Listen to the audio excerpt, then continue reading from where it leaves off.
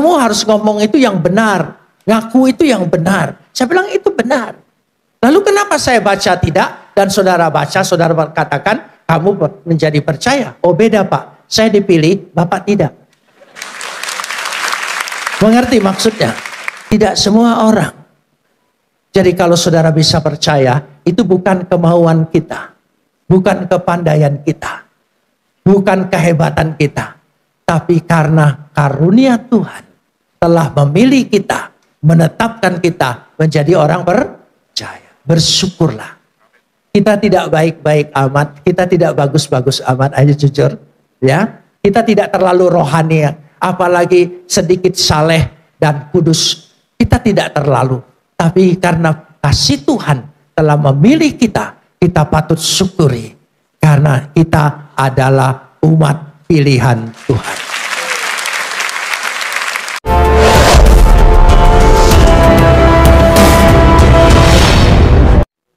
Shalom.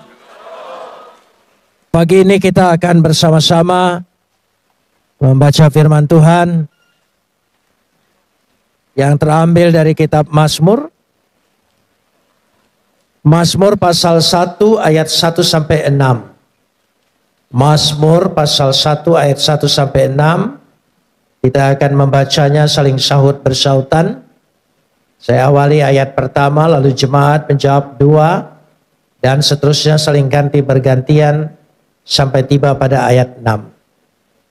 Berbahagialah orang yang tidak berjalan menurut nasihat orang fasik, dan yang tidak berdiri di jalan orang berdosa, dan yang tidak duduk dalam kumpulan pencemooh. Ayat 2.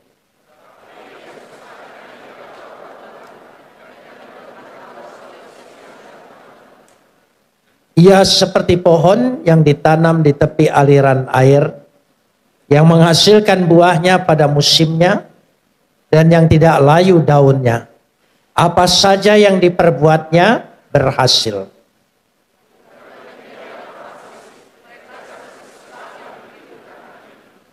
Sebab itu orang fasik tidak akan tahan dalam penghakiman. Begitu pula orang berdosa dalam perkumpulan orang benar.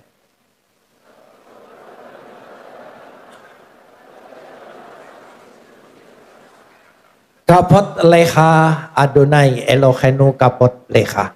Segala kemuliaan ya Adonai Tuhanku, kemuliaan bagimu. Kitab Mazmur seringkali disebut juga kitab Tehillim, kitab puji-pujian. Karena di sana terkumpul puji-pujian jemaat pada waktu itu. Dan kitab Mazmur disebut juga kitab Tefilah, kumpulan kitab doa. Doa-doa yang dinaikkan pada umat zaman itu. Kitab Mazmur disebut juga Mizmor, sebuah dendang atau sebuah senandung yang mengandung rintihan, keluhan, permohonan kepada Tuhan. Tapi kitab Mazmur juga kesimpulannya disebut Zemuroh. Zemuroh dalam bahasa Ibrani artinya menjadi sebuah pengajaran. Karena baik doa, baik pujian menjadi sebuah bukti bahwa itu sudah dikabulkan oleh Tuhan. Sehingga menjadi sebuah pengajaran. Hari ini saya mengajak kita melihat pada Mazmur yang pertama. Yaitu berbahagialah orang. Ada kata yang begitu kita impikan. Yaitu kata bahagia. Kata bahagia dalam bahasa Ibrani mengambil kata asre. Asre haish, yaitu berbahagialah haish orang itu. Sehingga menjadi sebuah pengajaran bagaimana yang disebut di dalam kitab Mazmur yaitu bahagia. Kata asre itu berakar dari kata asar. Asar itu berarti berkati, yaitu diberkati. Jadi bahagia itu sangat erat hubungannya dengan berkat. Dan berkat itu datang dari Tuhan. Kata berkat yang datang dari Tuhan memakai kata Ibrani barak atau barakah. Barakah itu adalah berkat yang datang dari Tuhan kepada manusia. Kata asar adalah berkat kehidupan dari manusia kepada manusia. Maksudnya, kalau kita bahagia, bukan hanya Tuhan memberkati kita sehingga kita menjadikan orang bahagia, tetapi kebahagiaan kita bisa dilihat, bisa dirasakan oleh sesama manusia. Baik di hadapan Tuhan, harus baik juga di hadapan sesama manusia. Karena itu tidak bisa kita berkata, aku yang terpenting baik di hadapan Tuhan. Tidak, dua-duanya penting. Di hadapan manusia dan di hadapan Tuhan. Bagaimana supaya kita bisa bahagia? Ayat 1 mengajarkan. Karena itu mari kita lihat. Dikatakan di situ, orang yang tidak berjalan menurut nasihat orang fasik, yang tidak berdiri di jalan orang berdosa, dan yang tidak duduk dalam kumpulan pencemooh.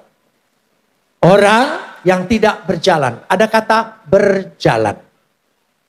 Berjalan menggambarkan dalam bahasa Ibrani halak. Halak itu untuk menunjukkan perilaku, sikap hidup kita. Itu gambaran dari halak. Jadi yang menentukan kita berbahagia, kita harus memperhatikan perilaku kita, hidup kita, tindak tanduk kita.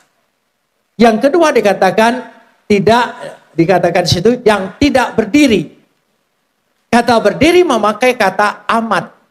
Amat itu lebih menggambarkan cara kita mengambil keputusan. Ketika kita mengambil tempat, mengambil keputusan, di situ menentukan hidup kita berbahagia atau tidak. Yang ketiga dikatakan yang tidak duduk. Duduk itu memakai kata yasab. Yasab itu menggambarkan berpikir. Pola berpikir kita.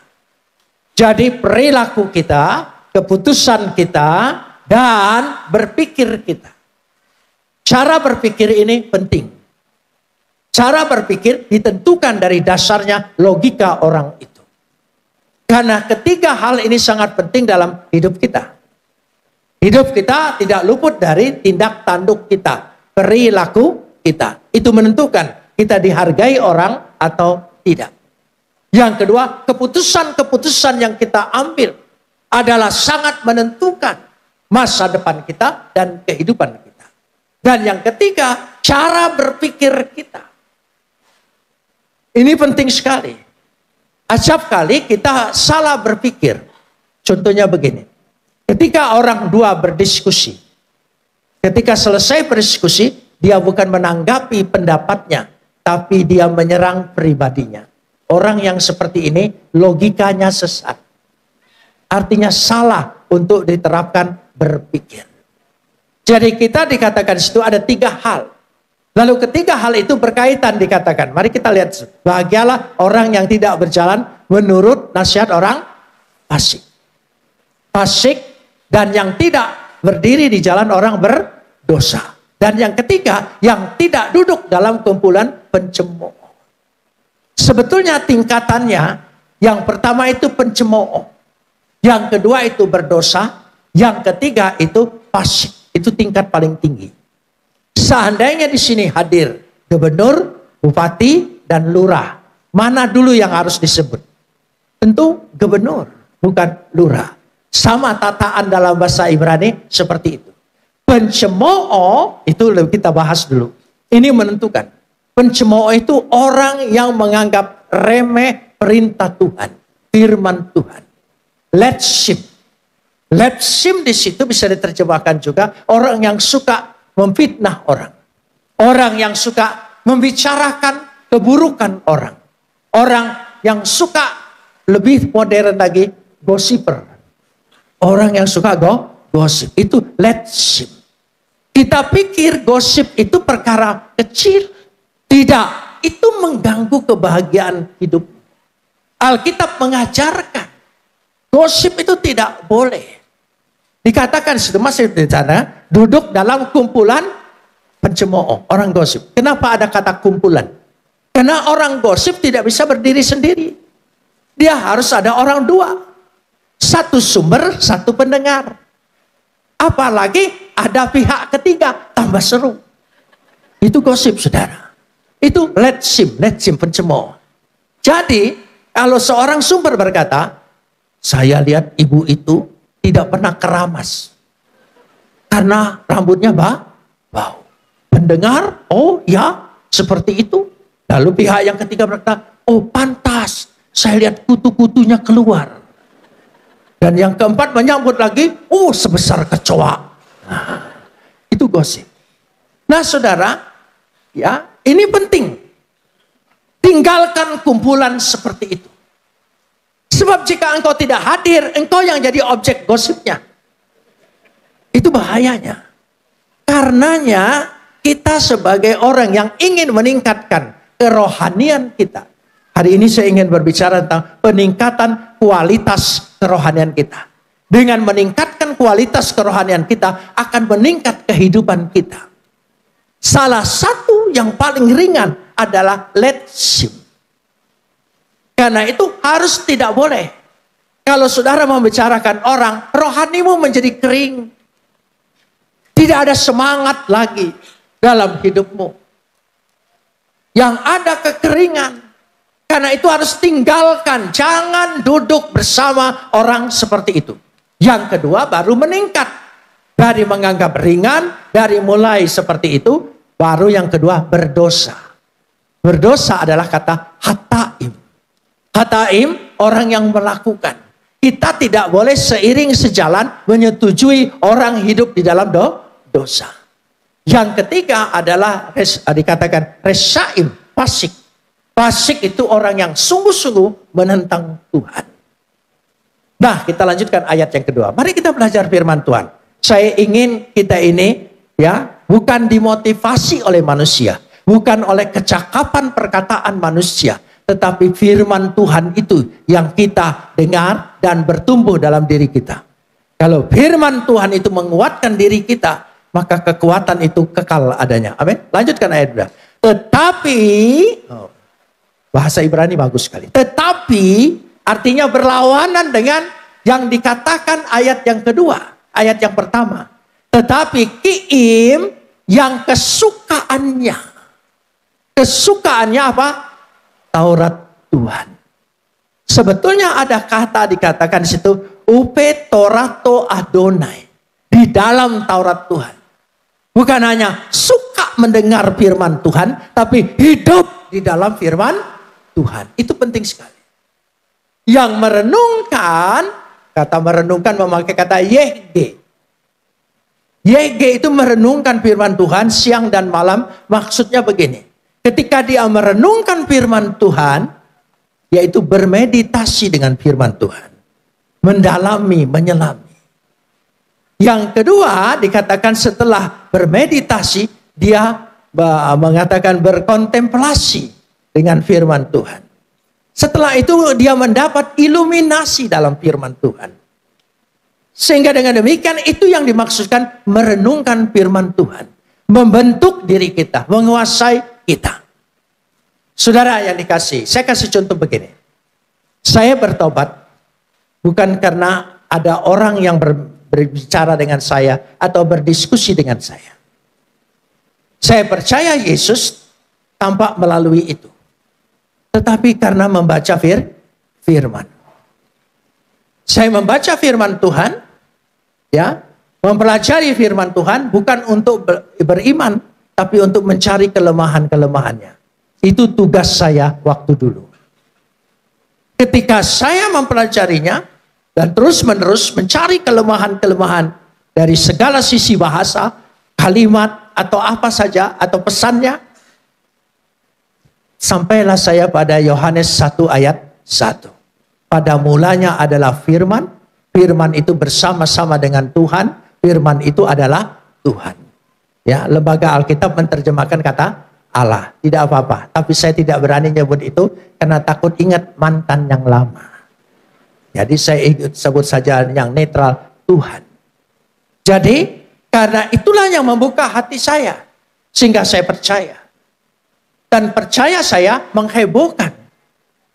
Tahun 74 itu sangat menghebohkan. Lalu apa yang terjadi? Saya ditangkap oleh Kopkamtib, diperiksa di Laksusda, bukan oleh polisi. Karena ini dianggap kasus politik. Pasti ada orang yang membujuk orang ini menjadi Kristen. Sepanjang pemeriksaan, karena di zaman dulu Pempres 11 itu boleh ditahan lama-lama tanpa diadili. Jadi saya ditahan lama, dilihat sama sekali siapa yang membujuknya. Tidak ada. Saya bilang hanya baca firman. Lalu salah satu petugas, karena saya selalu diperiksa oleh TPRPU, tim pemeriksa pusat, dan TPRDA, tim pemeriksa daerah, ya, lalu periksa semua. Salah satu pemeriksa bertanya begini, ayat mana yang membuat engkau sampai percaya dan berubah imanmu? Saya bilang Yohanes 1 ayat 1. Dia bilang boleh saya lihat. Saya buka Alkitab, saya tunjukkan. Dan dia baca. Setelah dia baca, selesai, dia tanya saya lagi. Saya sudah baca, tapi saya tidak menjadi Kristen.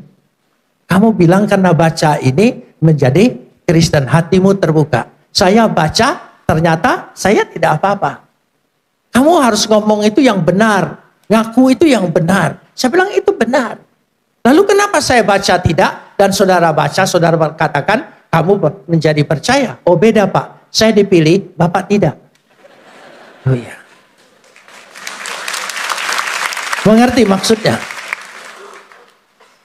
Tidak semua orang.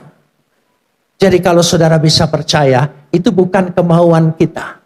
Bukan kepandaian kita. Bukan kehebatan kita. Tapi karena karunia Tuhan telah memilih kita, menetapkan kita menjadi orang percaya. Bersyukurlah. Kita tidak baik-baik amat, kita tidak bagus-bagus amat, ayo jujur. Ya, kita tidak terlalu rohani, apalagi sedikit saleh dan kudus. Kita tidak terlalu. Tapi karena kasih Tuhan telah memilih kita, kita patut syukuri. Karena kita adalah umat pilihan Tuhan. Itu YG, merenungkan firman Tuhan. Dengan merenungkan firman Tuhan, membentuk diri kita. Ketika kita dibentuknya, maka kita lanjutkan sekarang ini. Kita lihat ayat yang ketiga. Setelah merenungkan di situ, kita lanjutkan pada ayat yang ketiga. Ya. Dikatakan di situ ayat yang ketiga. Kita lihat bersama-sama. Setelah dilihat bersama-sama, ya. Ayat yang ketiga. Coba kita baca bersama. Ia apa? Saya ini sebentar lagi 79, jadi telinganya agak kurang dengar. Jadi kalau ngomong suara itu agak keras sedikit. Ya, saya dulu kalau dengan suami istri saya sangat mesra. Yang, oh iya. Tapi sekarang agak kurang mesra karena sama-sama kurang dengar. Kalau saya bilang yang, dia tanya apa? Ya, nasi goreng. Saya bilang gitu. Jadi kami agak keras-kerasan. Itu bukan karena kurang mesra, telinganya. Jadi coba lanjutkan. 1, 2, 3. Sampai di situ. Ia seperti pohon. Sebetulnya ada kalimat dalam bahasa Ibrani yang sangat penting. Wehaya eetz. Kata wehaya dan menjadi. Berarti ini proses. Kita tinggalkan seperti ayat 1. Kita melanjutkan seperti ayat 2. Ayat 3 menunjukkan sebuah hasil. Wehaya dan menjadi apa? Pohon. Saudara bisa lihat pohon? Oh iya. Tinggi, kelihatan bagi orang lain. Itu pohon. Makanya toge itu bukan pohon. Saudara. Pohon itu ada batangnya, ada cabangnya, ada daunnya. Ya. Makanya toge itu bengkok. Karena suka turut campur urusan orang. Di tahu campur ada, di gado-gado ada, di soto ada. Ada semua saudara. Itu makanya dia bengkok, saudara-saudara ya. Karena suka turut campur urusan orang. Jangan suka turut campur urusan orang. Kalau hari ini saudara turut campur, besok Pak saudara kata, "Hei toge."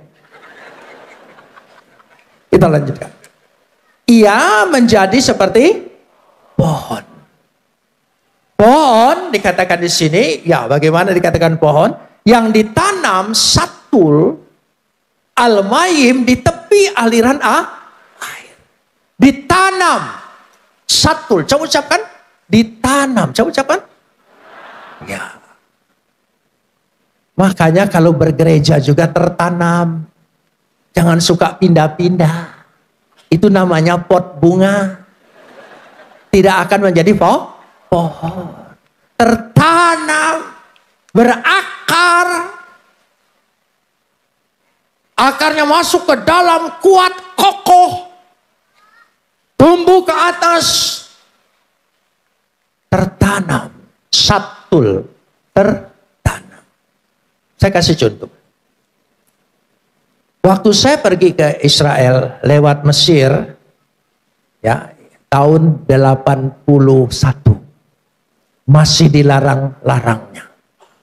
Beberapa kali saya pergi ke sana. Saya ingin mengikuti perjalanan Musa. Tidak lewat mobil, tapi lewat padang gurun. Saya serba ingin tahu, ingin merasakan. Jadi disiapkanlah. Ada rombongan yang mengantar itu jauh lebih banyak. Ada 7 onta, isi makanan, isi orang, petunjuk semuanya, dan saya. Berangkatlah kami. Keluar dari gurun Sinai, langsung masuk ke padang gurun. Malam hari, dinginnya luar biasa. Kami harus bermalam. Lalu sampailah kepada satu oasis. Di oasis itu selalu cirinya tumbuh pohon korma. Ada sumber air. Kormanya segar sekali. Lalu apa yang terjadi? Saya tanya dengan yang ngantar saya, siapa yang tanam pohon korma ini? Tidak ada yang tanam, dia bilang. Tapi para musafir seringkali jalan, selesai makan korma. Cara menanam pohon korma, bijinya ditindih batu besar. Biji itu akan berakar terus ke bawah. Ya, 15 meter, 25 meter, sampai ketemu sumber air. Dia tidak akan berhenti berakar sebelum ketemu sumber air. Berakarlah sampai betul-betul kita sampai ketemu dengan air kehidupan itu. Siapa namanya? Siapa? Di Pakuan agak tertekan nyebut nama itu. Saudara, siapa namanya? Nah, itu baru bertobat, saudara. Gak usah takut. Nama itu yang menyelamatkan kita segala-galanya. Amin. Gak usah takut. Jadi dia berakar sampai ke air, sumber air ketemu, baru berbatang. Ketika dia batangnya tumbuh, batunya tumbang. Jadi jika ada masalah dalam hidupmu, jika ada persoalan dalam hidupmu, jangan minta Tuhan angkat beban. Tapi melekatlah dengan Tuhan, dekatlah dengan Tuhan, bersatu dengan Dia. Percayalah, kekuatan Tuhan diberikan kepada kita. Sehingga kita punya kekuatan sanggup menumbangkan beban itu. Menghalau segala hambatan, halangan, rintangan, semua bisa tertolong. Katakan amin. Ya, karena itu yang penting itu kuat. Mendekat kepada Tuhan. Al-Mayim, sumber air. Kita lanjutkan sekarang ini. Dikatakan di situ, ya, apa dikatakan ayat yang ketiga? Yang apa? Menghasilkan pirio, buahnya. Berbuah. Kekristenan itu mau tidak mau harus ada buahnya. Buahnya memang macam-macam, tidak soal. Karakter kita berbeda-beda. Cara buahnya, cara bentuknya berbeda, tidak soal. Yang penting berbuah. Saya orang Palembang. Kasar, kata orang lain. Bahasanya segalanya. Buah duren. Buah duren. Berduri, tapi isinya enak saudara saya. Itu. Ada juga buah yang lain. Orang Palembang kalau keinjek kakinya, dia langsung marah. Hei, siapa kau? Injek-injek kaki saya. Tapi kalau orang Jawa, khususnya Jawa Tengah, kalau keinjek kakinya, dia sopan. Permisi, kaki bapak di atas, kaki saya di bawah. Itu saking sopannya. Nah, kita tidak bisa sama bentuk karakternya. Tetapi yang penting punya buah. Mungkin mulutnya terbuka sekali. Tapi buahnya ada. Hatinya baik. Buahnya. Dan yang ketiga dikatakan di sini, kita lanjutkan ayat yang ketiga deh. Dan yang tidak apa? Layu daunnya. Daunnya bersemarak. Semangat pelayanannya tinggi. Tidak pernah kendor, tidak pernah kering. Tidak pernah kuning, hijau. Itu semangatnya. Dengan semangat seperti itu dikatakan di sini dengan jelas sekali ya. Apa saja, perhatikan ayat yang terakhir. Apa saja yang diperbuatnya apa? Apa saja yang diperbuatnya berhasil. Yasliyah. Yasliyah. Coba ucapkan. Agak berdahak sedikit. Yasliyah. Ya, gaya India. Yasliyah. Ya. Kalau mau berlatih, makan pisang goreng panas. Yasliyah. Berhasil. Amin saudara. Saya percaya kalau kita hidup kita menuruti firman Tuhan, pasti dibuat oleh Tuhan berhasil. Amin. Ya. Itu sumbernya. Kenapa tadi mendengarkan firman Tuhan itu begitu penting sekali? Ya. Karena firman Tuhan itulah yang memberikan kekuatan kepada kita. Firman Tuhan. Tadi pagi saya berkhotbah begini. Ketika Tuhan tanya Adam, dari mana engkau tahu dirimu telah telanjang? Siapa yang kasih tahu dirimu telah telanjang? Apakah engkau sudah memakan buah itu? Tuhan nanya. Maksud Tuhan menanya kepada Adam, dari mana engkau tahu? Karena kau sudah mendengar kabar sumber berita bukan dari Tuhan, tapi dari setan.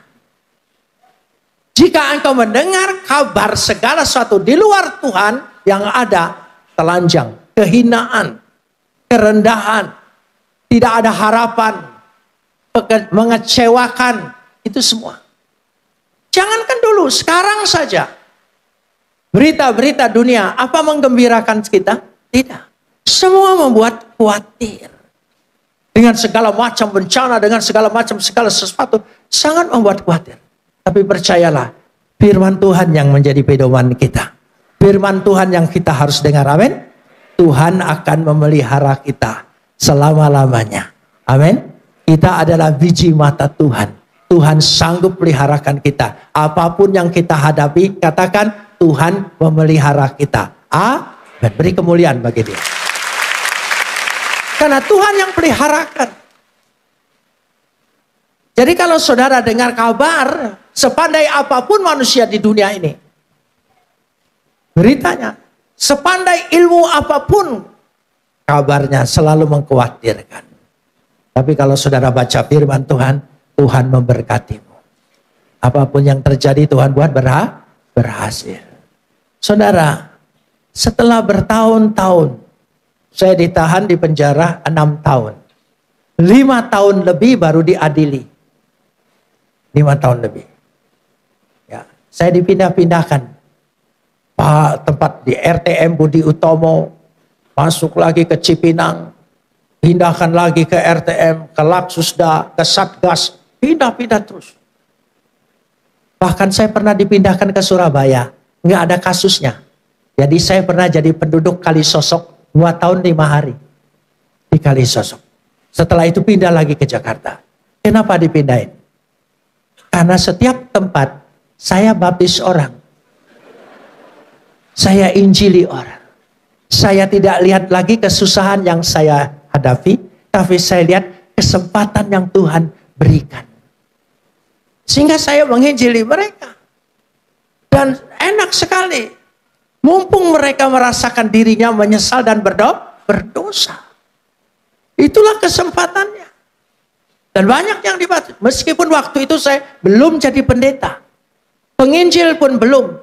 Tapi setelah saya menginjili mereka, mereka minta dibaptis. Saya baptis. Iya. Dan karena di penjara itu bak mandinya besar-besar. Jadi kami dekatin penjaganya sesama narapidana. Ya, kasihlah rokok begitu. Supaya diizinkan kami masuk duluan. Barulah saya baptis. Saya masih ingat di Surabaya ini baptis orang itu. Setelah dibaptis, saya lupa. Mestinya doa dulu baru dibaptis. Saya baptis dulu baru doa. Begitu dia keluar hampir mati saya. Mestinya kan doa dulu baru masukin. Ini enggak, saya masukin dulu baru doa. Keluar. Dia bilang hampir mati. Saya bilang betul. Hidupmu yang lama harus mati. Kau bangkit dalam hidup yang baru.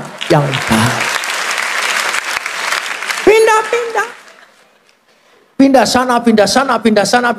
Akhirnya ya setiap pindah saya buat pemikiran sendiri. Kalau saudara terpaku dengan kesusahanmu, ya, dengan apa yang kita hadapi, kita tidak punya harapan.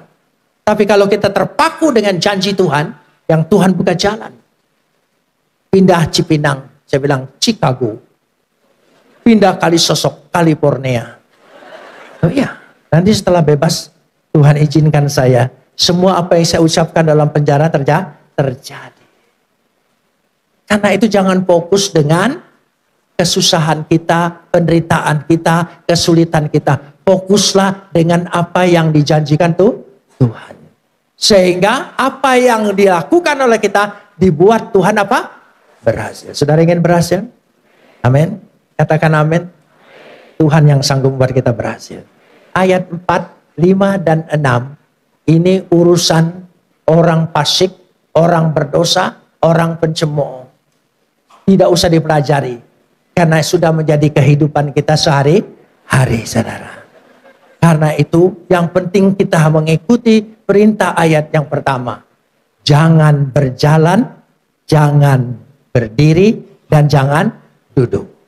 Ya, lo halak, lo amat, lo yasaf. Lo itu jangan. Jangan. Itu lo. Jangan duduk, jangan berdiri, jangan berjalan. Artinya jangan berperilaku. Jangan ya ambil keputusan seperti orang berdosa. Dan jangan duduk, jangan berpikir seperti orang-orang fasik. Itu maksudnya. Karena dia mengandung kata-kata sastra Ibrani yang begitu mendalam. Sehingga mengajar kepada kita. Mudah sekali untuk menjadi orang yang berbahagia. Saudara ingin bahagia? Amin. Bahagia. Meskipun apapun keadaannya. Tuhan kasihkan kebahagiaan. Segala kesusahan, penderitaan. Kalau kita tidak fokus terhadap itu. Kita fokus dengan janji Tuhan. Pasti pertolongan Tuhan itu menjadi dalam kehidupan kita. Mari katakan amin.